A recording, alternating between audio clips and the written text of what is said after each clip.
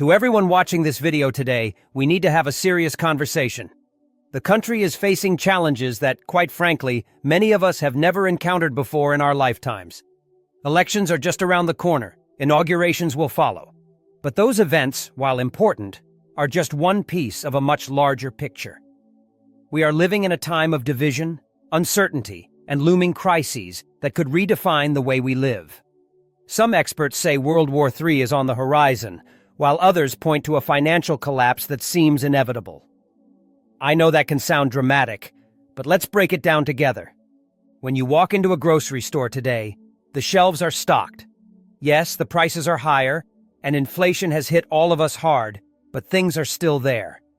It feels like we can continue to live as we always have, just tightening our belts a little bit. But what happens when those shelves start emptying out? What happens when those prices not only rise, but skyrocket to the point where basics become unattainable? If you're watching this, I know you've thought about these things. Stockpiling is more important now than ever, and while it's expensive, it's going to become nearly impossible soon. So, we have to start thinking differently. Not just about stockpiling, but about sustainability. I get it. Stockpiling is tough, especially with the current state of inflation. Every trip to the grocery store feels like a small defeat. I've got a large family myself, and believe me, every time I swipe that card, it stings. It's not just the rising prices of food, it's everything. Gas, utilities, medical care, it's all more expensive. And with no end to inflation in sight, we're facing an economic future that could become unmanageable for many families. But here's the hard truth.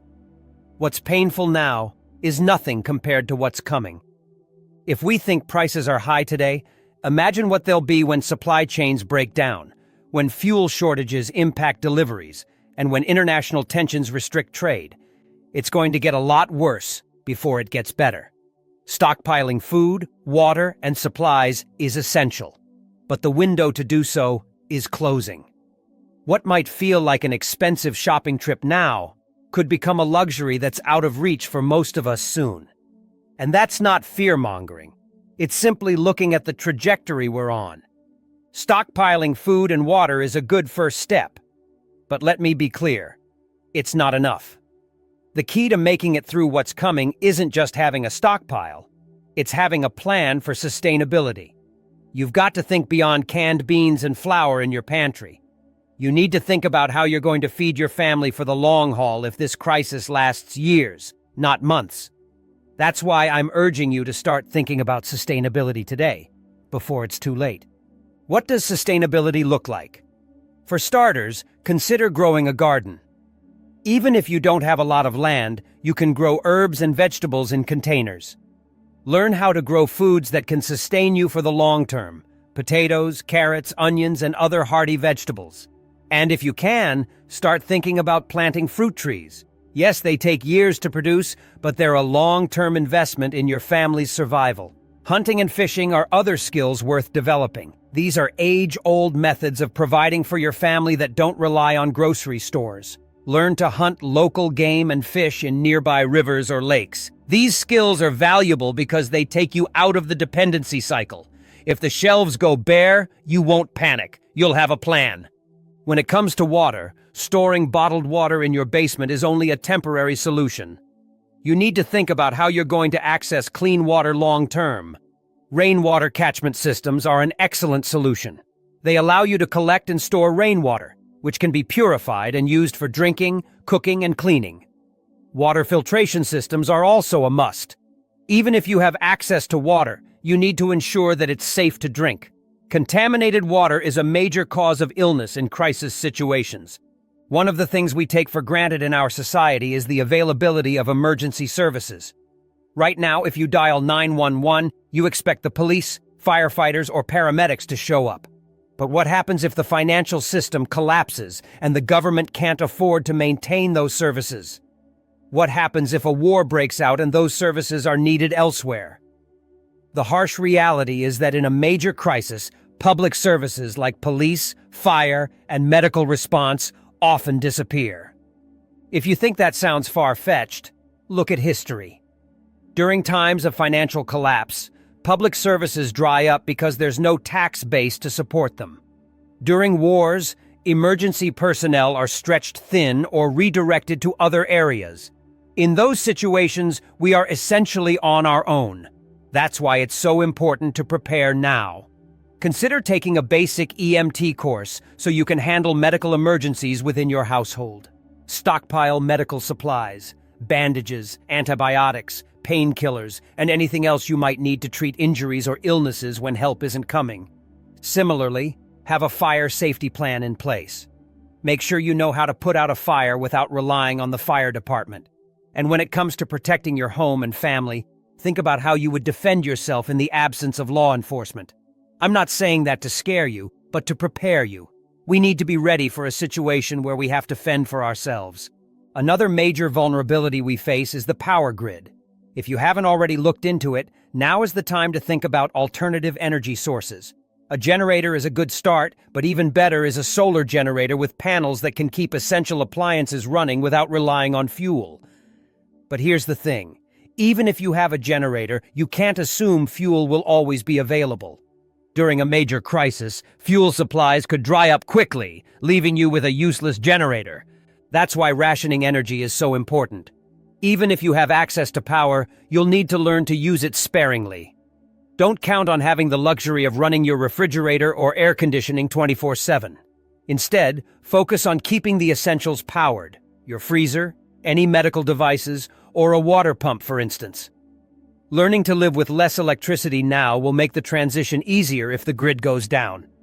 Perhaps one of the most troubling aspects of where we are today is the division within our own country. Once upon a time, people could set aside their political and ideological differences to come together in times of crisis. Today, that feels almost impossible. We are divided on every level, politically, religiously, and socially. Neighbor is turning against neighbor, and that's a recipe for disaster in a time of crisis. The problem is that while division is growing, there is also a push for radical change. People want to overhaul our education system, our political system, even our constitution. Some argue that these institutions are outdated and are standing in the way of progress. But this push for change is uniting people in a way that could be dangerous. It's not the kind of unity that's built on mutual respect and understanding. It's the kind of unity that's built on tearing down what once was without a clear plan for what comes next. This is where we need to be especially cautious. Global power shifts have happened before. The US is currently the dominant global power, but it wasn't always that way. Before us, it was Great Britain. And if you look at what led to the transition from Britain to the US, it was World War II. Global powers shift not peacefully, but through war. And right now, China is positioning itself to take over as the next global superpower. If that happens, it won't be a peaceful transition. It will be a time of immense upheaval, just as it was during World War II. World War III is not some far-off, abstract idea. It's a very real possibility. And if it happens, the consequences will be devastating.